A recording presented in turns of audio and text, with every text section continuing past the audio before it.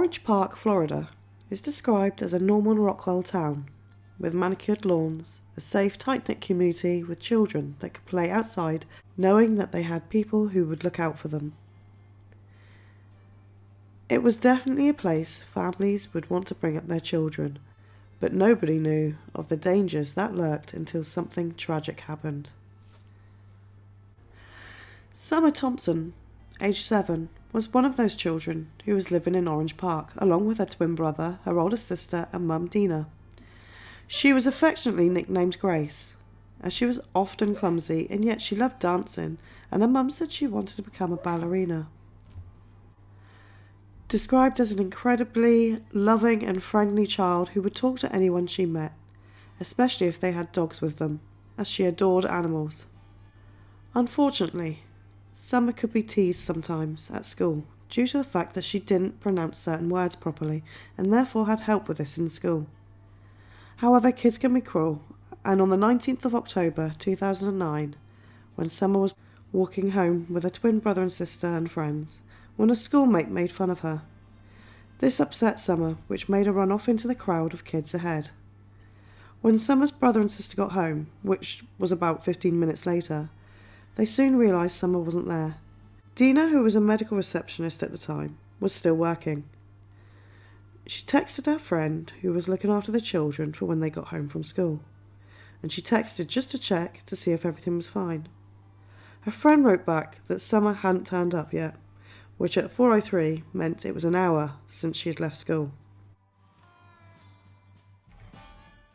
Dina sprang into action and contacted anyone she could to see if they had seen her. Still, by the time it came to nightfall, Somer was still missing, and nobody had seen her. Even the school crossing patrol hadn't seen her. Hundreds of residents all searched for the little girl. How could she have gone missing and nobody had seen her? One man who had little dogs often saw Somer, who would stop and chat to him as he was in his garden, so he used to let her pet his dog. One thing he did say was that she was too trusting. An Amber Alert had been issued, and Dina appealed to the media for the return of her little girl. Detectives wanted to search the dumpsters, but realised that they had been collected by 23 different trucks that were all headed to a landfill in Georgia. Police managed to catch up to all the trucks en route to the landfill and started sorting through 564 tons of rubbish. 2 days after Somer went missing, little Somer's body had been found in the trash. Obviously, this devastated Dina and her family, including the rest of the community, trying to make sense of how someone chucked her baby in the trash. Now police were after a killer. Their first port of call was a house being renovated in the area Somer was last seen. Somer had run up to the workers at the house being renovated and said to them that they were doing a good job. But there was another reason that the police were checking out the house, and that was because of a rug that Somer had been wrapped in, may have come from the dumpster outside of the house.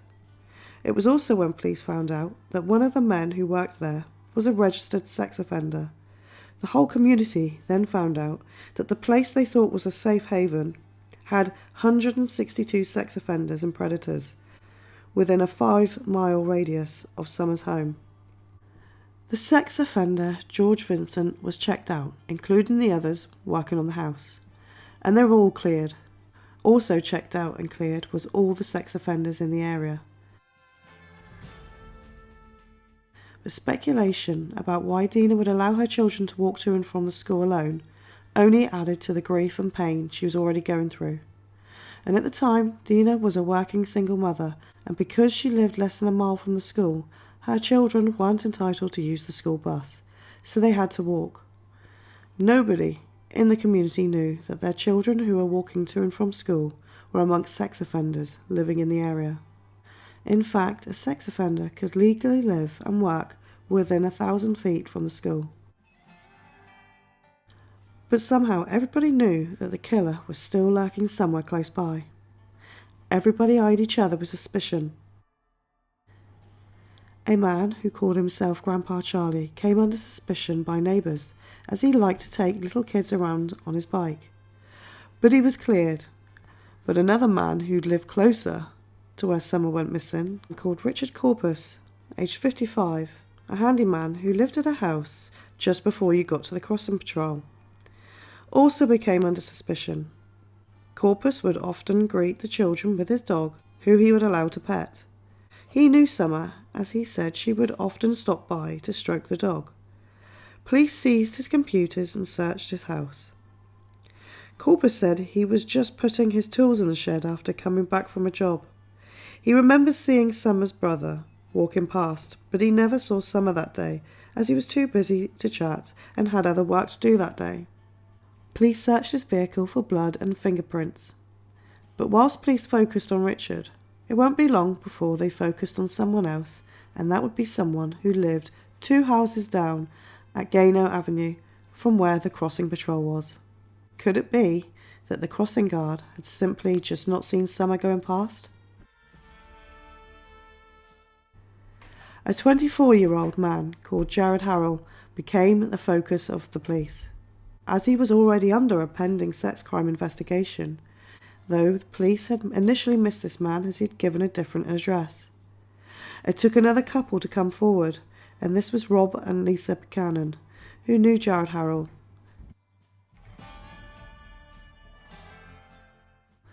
Two days after Somer's body was found, they were driving along Gano Avenue when they saw Jared's car in the driveway, which is 2 houses down from where Somer was last seen. Now they knew Jared was under investigation because 2 months earlier the Buchanans had Jared living at their apartment, but he was asked to move out after things started to go missing. He took his belongings but left behind his computer. The Buchanans' adult daughter found tons of awful things on the computer, which was pictures of children, and this is when the Buchanans reported it to the police and turned the computer in. So 2 months later, when the Buchanans were driving past and saw Jared's car in the driveway, they wanted to make sure that the police knew about Jared and the fact that he was being investigated by the Sex Crimes Unit. The Buchanans didn't know if he had been looked into already, as Jared was being investigated for child P only. However, this information soon changed things, and now the police had a new focus. Jared had initially been missed because he misled the police by giving a new address, as his mother, who owned the house, had moved weeks earlier. But Jared was still at the old house at Gano Avenue when Somer went missing. In January 2010, Richard Corpus was finally cleared. His DNA was not a match, which now moved Jared to the top of the list. And now they needed DNA from Jared. So who is Jared Harrell? Now, by all accounts, Jared's background included his family were all upstanding citizens and were well respected in the community. Jared's stepfather is General Daly, who had been highlighted on a local TV station for his volunteer work during emergencies, as he was part of a Duval County amateur radio emergency services. And Jared's mother, Annis Daly, was a marketing manager for a local chamber of commerce. But this seemingly perfect little family life that Annis seemed to have built up had a dark secret from the past.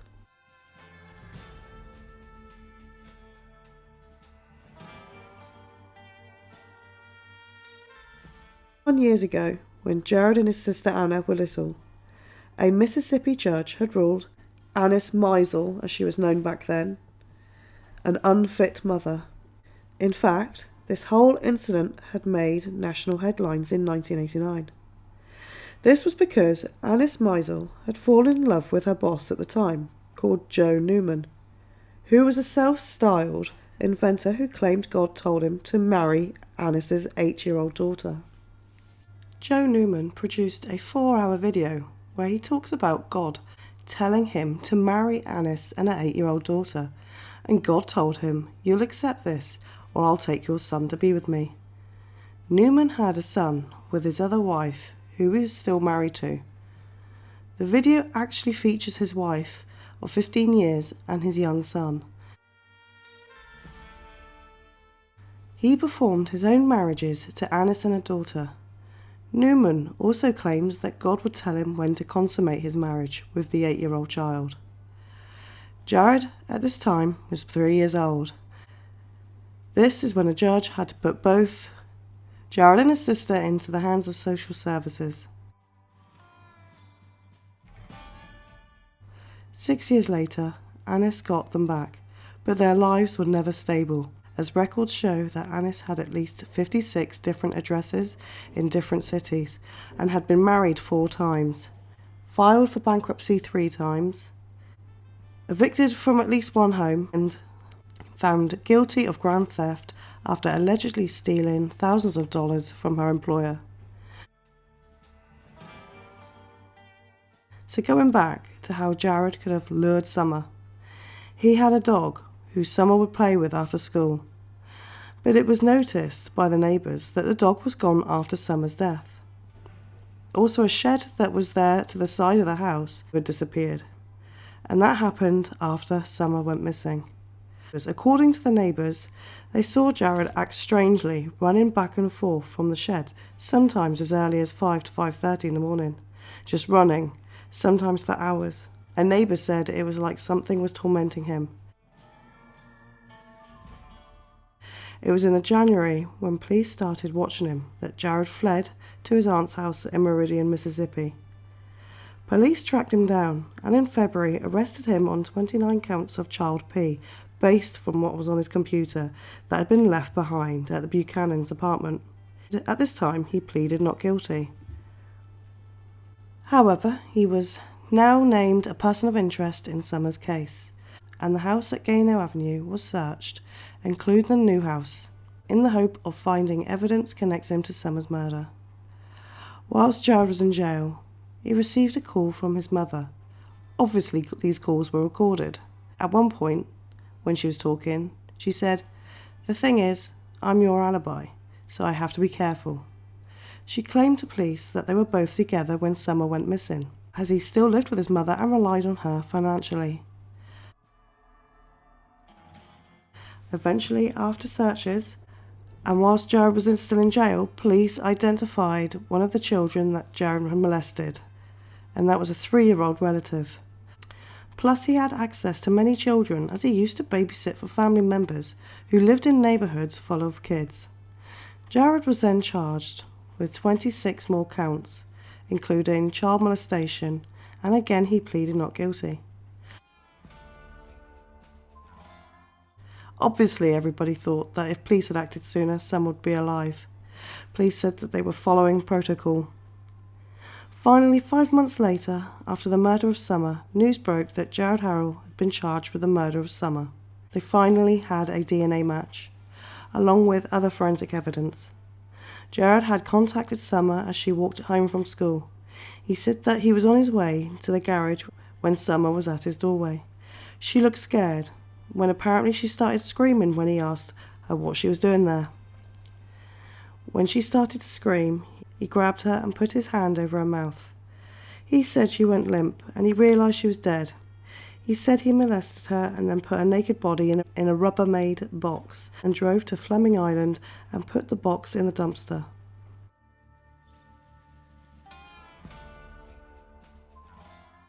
Jared Harrell pleaded guilty and received life in prison.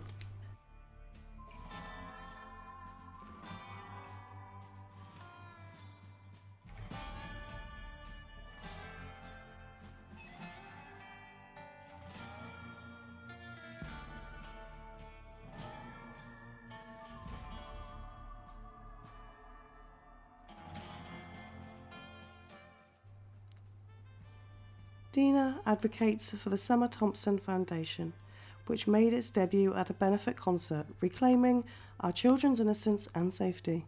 She wanted laws to be changed, getting Amber Alerts issued sooner, getting predators away from schools, and children to ride the school bus even if they live within a mile of the school.